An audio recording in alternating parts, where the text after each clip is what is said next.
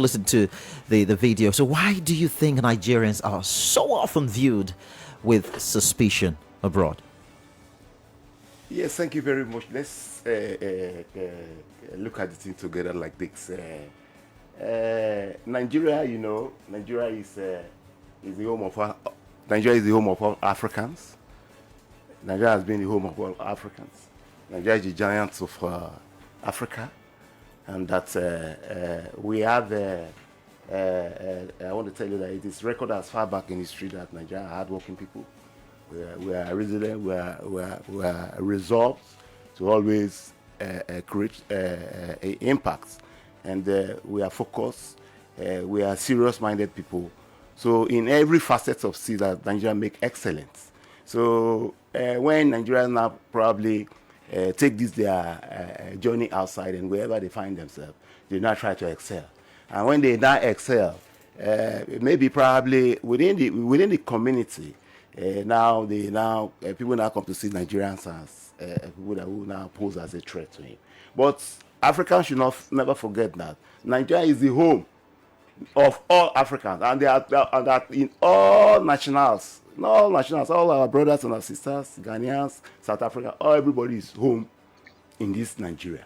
So even if you have gone as far as by say violating laws in the areas of domicile, we really know that there are laws. There are laws. In anywhere, even in UN charters and other declarations, you cannot take laws to your hands and not try to victimize and harass and molest Nigerians. And now like in South Africa and Ghana, you now say that everything is permissible. So we're not going even into the era of the beast, where Nigerians are subjected to all kind of indignities. So therefore, what we're now trying to see is their reactions are they are in the extreme. If Nigerians are wherever they are domiciled, they have violated the community laws, they are caused somehow that distance. There are right ways to put those things together. So we are trying to now look at proactive and other multi-disciplinary dialogues, and that is how to now put those things in shape.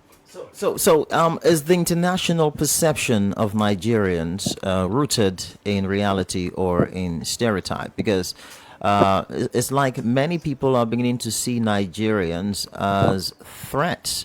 And then when they see a very good Nigerian as well, they feel threatened as well because of the behavior of certain people. I'm asking this question because in Ghana recently we hear that a particular man is becoming, let's say Ghanaians are saying that he's becoming a nuisance in that environment. Now he wants to become a chief or king in a Nigeria, in an ethnic group, well, I don't want to be very specific about it, but then he wants to become a chief, and he's calling himself a king of of that ethnic group in Ghana, and he wants to even acquire a large expanse of land, and it's going to be called that community, the ethnic group community in that particular country in Ghana, and in the beginning they're beginning to become very, very uncomfortable with the way the Nigerians there are behaving. And do you think this is also becoming a problem? And that's why I'm asking the question: is the international perception of Nigerians rooted in reality or just stereotype? Yeah, this is sometimes the consequence engendered genuine understanding of the appreciation of the ethos of other people. Because when people now you travel to some places, you don't even understand the custom of the people.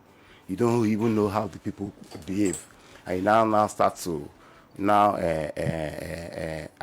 want to harness, or you want to now go beyond your probably your boundary, of which probably you're going to step on. So people are not going to now accept those kind of behavior. So when you now sometimes travel to some certain places, or even if within even the country here too, there are customs, there are ethos, the way people behave, and so you have to now be according. So you don't go ahead to now violate the customary or rather the traditional laws of the place. So because of there will be no harmony, and there will be no any understanding for development or understanding. So what we're not trying to say that whatever extent or whatever steps Nigerians are taking in wherever they are in abroad. In fact, what I'm trying to suggest is that it should be confirmed within the international laws, because there are laws that operate, there are customs that operate, so they should try to confine it, because we are the giants of Africa, and we have a very large population. As a very large population, we can find you have this saying that within the four corners of the world that you must find in Nigeria. So I think the Nigerian spirit is not a spirit of we are all carriers of the spirit. It's not a spirit of a devilish spirit, or it's not a spirit to project Nigeria in a bad image. So people should be mindful when they are sometimes want to now expand their coasts. They should be very mindful, because of one or two things that people are not going to take easily with them. Okay, now, so we are rejoined by our guest from Abuja in Namdi. Thank you so much. I guess the whole thing has been fixed. Hello, can you hear me now? Let me hear you speak.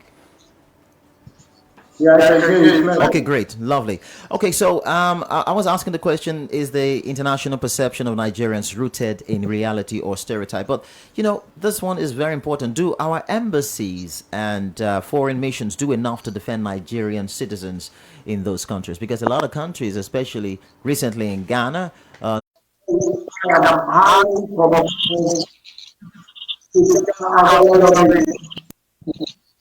that Nigerians are well protected and represented in this country.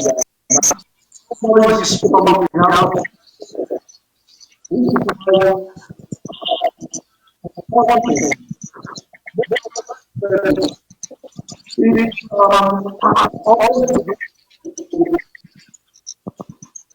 what happened to what happened the leader was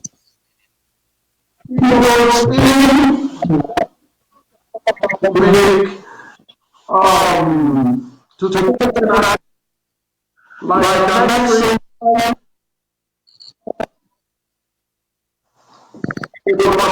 section to govern, where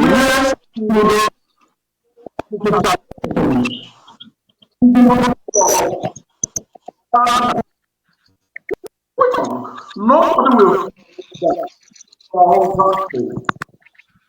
And that is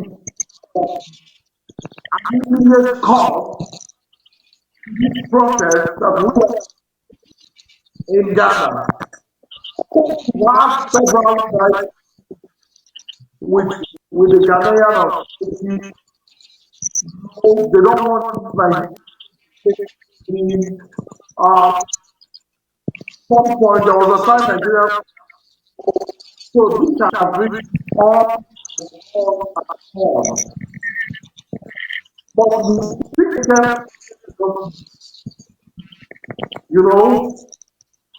condemn them that the FNC apologize for his actions on behalf of those that angered the people. You can't get back and then you try to solve by buying a very okay. Okay, Mr. Namdi. I think I got your point, but it's a bit not, clear. We're still struggling with the reception, and that's becoming a challenge to our listeners. We're still working on on the audio, so that we'll be able to understand ourselves. But thank you very much. Still stand by. Our engineers are still working on the reception, so that we'll be able to interact clearly. But back to Mr. Eric Aweke. There are a lot of things making people react to the way Nigerians behave abroad. But I want to ask, are Nigerians actually, from your little knowledge, even as a journalist, are Nigerian migrants a threat to other nations' security or economic systems? Because these days we've heard a lot of cyber crimes here, Yahoo people, dealers of different drugs and all of that. Are we truly? Because even in recent times, do we hear that someone has been arrested in Dubai and some people have been arrested in India? Are we truly are we becoming a threat to these people? What I want to say is crimes are everywhere. Crimes are from everywhere, very organized, syndicated crimes everywhere. And how the operatives and those are on top of the enforcement carry out those very yes. In Nigeria, we cannot deny the fact that crimes are not happening. But even in our people, I know probably one or two cases, very few cases, people have been apprehended overseas too. But there are international laws. There are conventions. When things happen like that, people go through processes. So what we are saying in this sense is the injustice. You understand the injustice? Yes, Nigeria, we are people of very, is a great nation. The injustice that particularly meted out to Nigerians. So that is what our concern. So if other nationals have involved in that kind of a crime, an American involved in a crime, a Chinese involved in a crime, is that kind of injustice, that torture, that hatred, is that what we equally deal with them? So that's what we're now asking. So none that say Nigerians have said that these things are not happening, but the human treatment. So and there are international conventions. There are laws. So that is what we're not saying.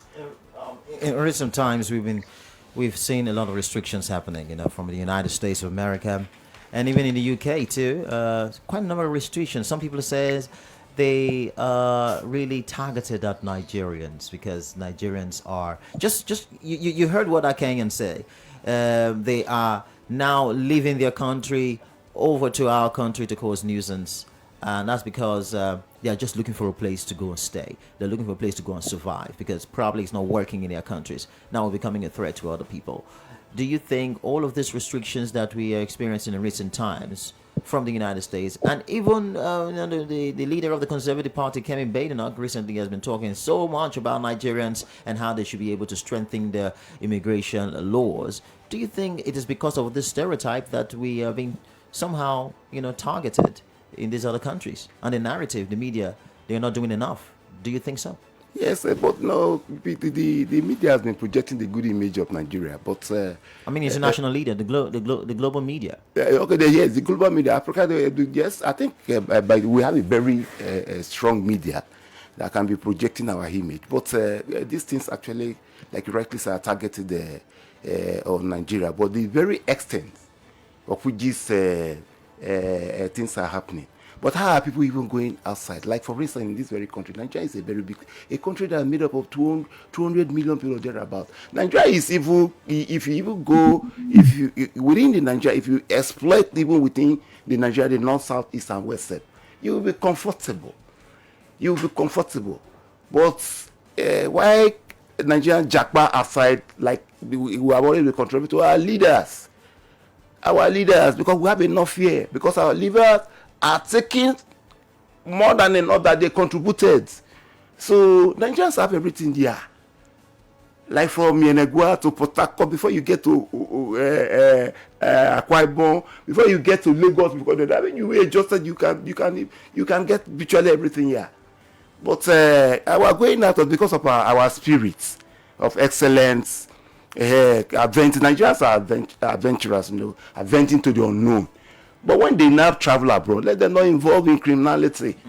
Let them not involve in criminality, because when the percentage every day and night, year in, year out, is rising, because Nigerians are involved in all kind of things, in abroad, in these and in other distances. So when these things are rising daily, the statistics every day are rising. So we even at home, now we become worried.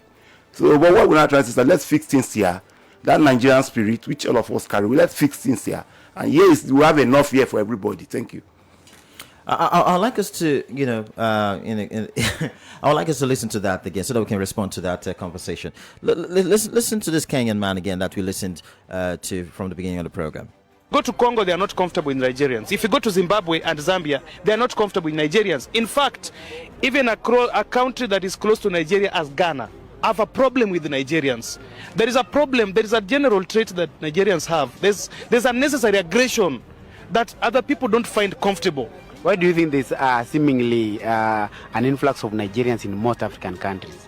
Because their country, I think because of the terrorism effect that is going on in their country, and again because of the bulging population and the high rate of unemployment, so they are operating like Chinese. They are finding...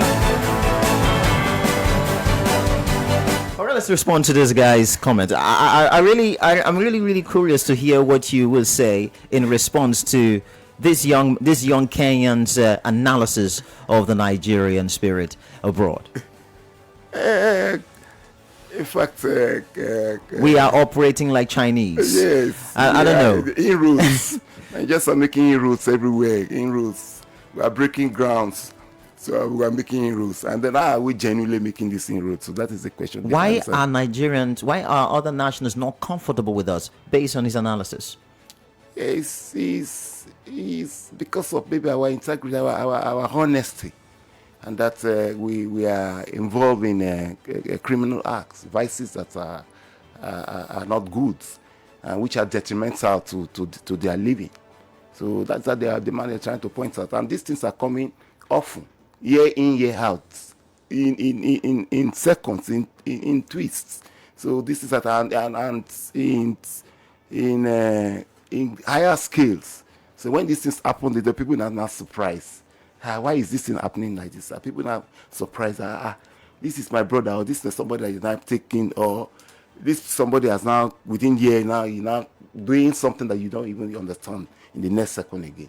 So that is why this look, this global stigma or whatever, I don't know how to put it, is now being placed on Nigeria. So it's quite unfortunate anyway. Okay, so at this moment we want to open the phone line. We'll be looking at the topic, the Nigerian spirit. Are Nigerians threats or a problem to peoples of other nations? You've listened to the guests in the studio, as well as our guests from Abuja, as well as the audio we played here, what that Kenyan man said about Nigeria as well. Nigerians becoming a problem everywhere to people. But what do you think? Do you align, or what would you say to counter what these people are thinking, what these people perceive about Nigeria?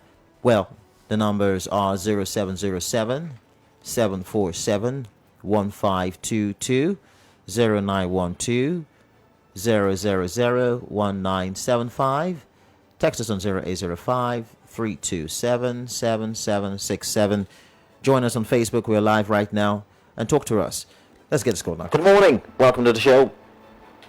Good morning. Good morning. Your name, please.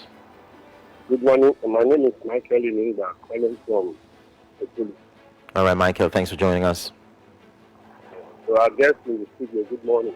Thank you, my dear. I think, to me, we are being a threat for other nations and countries, not problem. Why am I saying that? Is because of the known spirit in a true Nigerian. We have this spirit that we can and we must in whatever we are doing. If it is crime, is it politics, is it business, innovation, and all of it. So they are afraid of Nigerians. Whenever they see Nigerians around them, they are no more comfortable because they feel what they cannot do, a Nigerian will do even more better. For the comment of the Kenyan, who is a Kenyan, to use ill language or talk bad about Nigeria, but it's not their fault anyway. I think for me, it's a clarion call to our leaders, to our multi-billionaires. This is time. It's a wake-up call. In fact, I think it is happening to Nigeria at the right time so that we fix our country, so that it will be a center of attraction for others to come settle in Nigeria, order for our citizens to be seeking for a greener pasture abroad. We have all the resources. We have everything in stake. It's just bad government that have put into this mess. Thanks. I rest my case. Thank you very much for your, your comments, your contribution right there. A lot of people are not really comfortable. But then, Paul, Paul, a lot of responses here and there. We've listened. But Paul, before you say that, this particular person wants to come in. Let's hear you. Good morning.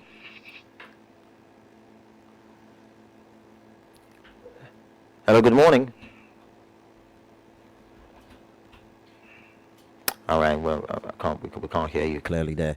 Yeah, Paul. This it's really terrible. People having different perception about Nigerians everywhere. Yeah, like we said, it's something that we really have to work on, and they are concerned because they are citizens. But we have to do everything that we can to rather change the narrative where people are demarketing Nigeria. So Nigerians, if you go to a place, understand the people. We are just normally, we are naturally very resilient, and we are up in your face. That's the way it is. But it should not be that, and we should not be also singled out and being ridiculed. I remember that one of the opposition leader, Malema of South Africa, had to even say that the Nigerians are very good, so we should not even attack them. Why are you attacking them? So you love the Nigerians? Yes, he said so. He said so. Nigeria excels wherever, anywhere Nigerian go. We excel. We export everything. The exception of politics that we never export. No, yeah, of course. Let's get this one out. Good morning. Good morning. Yeah, good morning, sir. Good morning. Yeah, happy new month to all of you at Golden 7.5 FM. Good morning. It's Mavie Egili Joseph calling you from Egili Road inside the PO community. Okay, Mavie, go ahead. Go ahead, Mavie. Okay, yes. For me, I don't totally agree with what the Kenyan national are saying or what they are saying about Nigeria. But then, there is one thing I just want to say. That when you talk about terrorism is everywhere, in every country. Even all these neighboring African countries, there are terrorism things going on, not only Nigeria. So I don't know their fear, what they're really fearing from Nigerian people. But all the same, charity begins at home. Let our leaders try and put things in order in Nigeria, so that many people will not be going out to other neighboring African countries, other nations out there. But I believe that Nigerians are not really a threat to anybody out there. They are just going there to do their business, to do their businesses, but also to advise them that anybody that is going out there should also behave well over there, because it's another person's country. I can't go there and begin to misbehave. Then they will just be watching at you. So let them show good character over there, and they are going there for their personal business and whatever. Yes, Nigeria is not really a threat to anybody out there. Thank you, sir.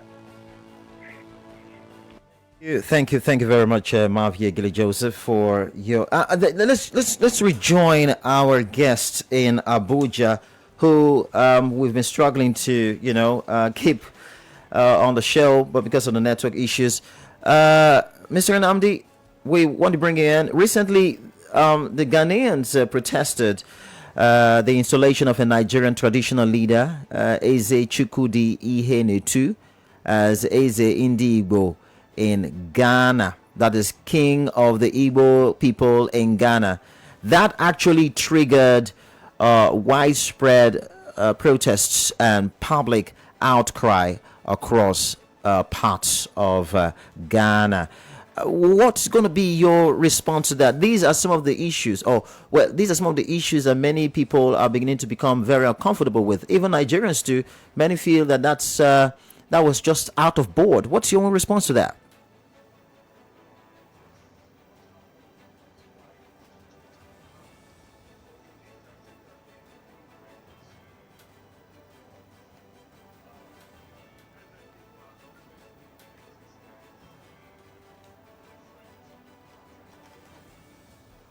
Why that of Ghana became an exception was because they now started talking about carving out a territory, buying up almost half of Ghana to declare it, the territory of Igbos. So that was a form of confrontation to Ghanaians, and they had to take to the streets to protest. And the who is who in society, in African society, got to know about it. Even the traditional rulers that we have in Nigeria, had to weigh in on what has been going on. But to cut the long story short, the traditional ruler or the SND in Ghana had to tender an apology to Ghanaians, which I don't think that they've accepted wholeheartedly, because even after the apology, they still decided to go on a protest, prominent protest, which is all over social media, asking Nigerians to go, profiling the Igbos,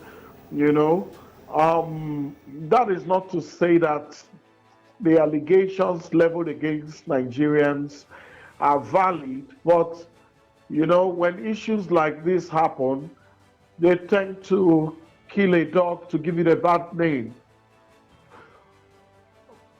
or to give the dog a bad name and to hang it. So this has been the situation. Like I mentioned, we don't currently have a high commissioner in Ghana. If we had a high commissioner in Ghana, there would have been diplomatic meetings in that regard between the Nigerian government and the Ghanaian government. I believe that should have doused the tension between the two countries. Recall that during the xenophobic attack in South Africa, when many Nigerians were attacked, the Nigerian High Commissioner had to invite the South African High Commissioner to Nigeria, and they had serious meetings. Nigerians threatened sanctions and so on. I remember Air Peace sending their aircraft to SC to bring back Nigerians that are willing to come back. But after that diplomatic meeting, I don't think the xenophobic attack has, occurred again. So this is exactly what we need to happen in Ghana. And it should be a wake-up call to our government to appoint all the ambassadors and high commissioners to several nations of the world, because issues like these are bound to come up. And when they come up, we should have proper representation in those countries. It's not what the Nigerian Diaspora Commission can do alone. There is an extent that they can go in terms of providing humanitarian succor for, displaced persons and, repatriation of Nigerians. But for the High Commissioner, he has a lot of responsibility in terms of, protecting the lives and properties of Nigerians living in a foreign land, just like Ghana. And then, I would like to say this. What is happening now is not the fundamental problem facing Nigeria and Ghana. It has to do with trade. It is more economic than cultural. It's more economic than cultural, because if you've listened attentively to some of the protesters, they have said that Nigerians came over to Ghana and took up all the petty jobs, the middle scale jobs in Ghana, leaving them with nothing. And then in time past, there has been government action against Nigerians living in Ghana when it comes to trade. So these are the major issues, apart from the issue of SNDO and other mundane cultural issues. The problem is more economic than cultural. Okay, Sainam, now, because with this whole thing, you had made mention of Nigerian government not having ambassadors and high commissioner. That's true. But what do you think should be the government's quick response? Most times we're always quick to sending planes to go and pick up Nigerians in Libya, go and just keep traveling to go and pick up Nigerians. But what would be the fastest way to solve these things now? The quickest way to solve, because of the bilateral relationships with all of these different countries in question? Yeah, I think that the president should send the Minister of Foreign Affairs to Ghana to have a diplomatic talk with the government and the people of Ghana. And if that fails, where that is not producing the requisite results, I think that the president himself should visit President Mahama of Ghana and have some talks with him.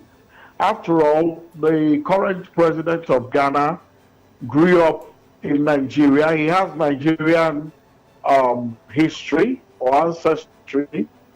So that places us in the right pedestal to be able to protect the Ghanaian authorities. I think this is very, very important.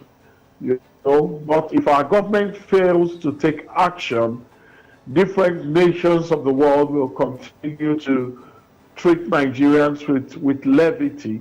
I remember when Viola Omoleri was the Minister of State for External Affairs, the way she handled Nigerian issues, no nation dared, to insult or to oppress Nigerians. If you dare, she will summon you to Abuja and issue sanctions. Hers is the doctrine of reciprocity. She doesn't mix words. So I expect our government to take such stance when issues like this crops up. When the government takes action, it shows that the government has placed high premium on our citizens that are living in the diaspora, rather than just, coasting as if nothing is going on. Thank you very much, Mr. Nnamdi Abana, for joining us. We do appreciate you. We're going to believe in you right now.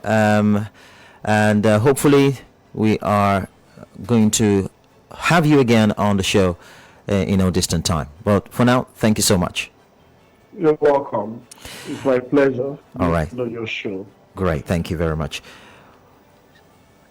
All right. So that was Nnamdi Abana, all the way from Abuja, giving us some insights on, how Nigerians should be treated. But let's get back to the phone calls now. Good morning. We lost that now. But this problem of Nigeria and Ghana, I do not see it as Nigeria as Ghana, as brother to brother problem, because it's a Nigerian man who could use the umbrella of Ghana and cover his own character to do this thing. So I do not see it as Nigeria to Ghana. Neither I see it as brother to brother. Those brothers are from Nigeria, and we will know the of Nigeria. So we should be very wise. Thank you. Anyway, thank you very much, Chikabi, for your insight. Good morning. Hello, good morning. Yeah, good morning. Yeah, good morning, God FM. My name is Ali Cross, your city Joshua. Okay, Ali Cross, good morning. Please go ahead. Yeah, Mom. Yes, the issue of about the protester, the Nigeria should leave Ghana. I think if you look at the thing very well, where the problem is coming, is it from the leadership, is it from the community, or is it for the parents? If he ask me, I will say, I will still blame the leader of this country. If the leader, they even show their children a very good role to play. Any place where the victim go, that's why you go follow. Going to this African country better is needless, because the know people there also come back with better things. All right. Kenya, Ghana, Mozambique, all those together. All right. Their currency is not enough to compete for Nigeria, because they know if you make Nigeria money. Okay. Ghana money. Thank you. Kenya money, Thank you. We have to go now. Money come buy better land for you. Thank you. Jealousy. Your points are noted. Thank you very much. That's more we can take. Your last words, the final words. We got to go now. Eric Oweke? Yeah, for national survival, that everybody's supposed to be apostle of Nigeria. So that the very project, that Nigerian community project, we're going to take it to the worldwide future. Thank you. Thank you very much, Oweke. Yes, like I will always say, we always say on the show, we say that Bayelsa will be by Bayelsans, Nigeria will be by Nigerians. So whether you are here or you are abroad, you're in diaspora, please ensure you represent the green, white, green color and do the best to do, always understand the place where you are and be respectful to the people that you meet there. Yes, you can enjoy yourself, like we said today on the show. Invest yourself in resting and all that you do, but please do not trample on others' rights because you need them. And there's no place like home. Home is sweet. We love you.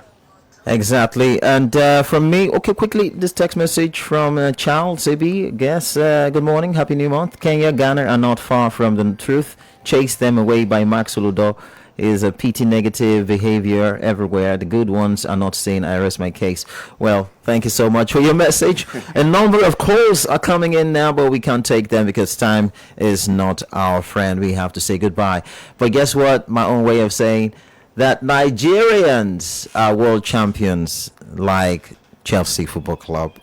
They dominate. Really? like really, you have to do that. They play like Politics, but we excel everywhere. I am Morgan Steving. Stay tuned. And I'm Paul Oblomugbasa. It's fine. Stay tuned for the news update at 10.